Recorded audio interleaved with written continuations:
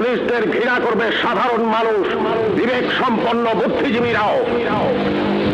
আপনারা সবাই ভুলে যাবেন AK-47 মতো মারাত্মক অস্ত্র পাওয়া গিয়েছিল আসামিদের কাছে। যদি জনগণের কাছে ধরা পড়ে ওই আসামিরা গণপিটুনিতে মারা যেত, আপনারাই বলতেন ভালো হয়েছে, পুলিশের কাছে গেলে ছাড়া পেয়ে যেত। একটা কথা মনে রাখবেন, পুলিশ কখনো আসামি ছাড়ে না। আসামি ছাড়ার অধিকার শুধুমাত্র বিচার বিভাগের।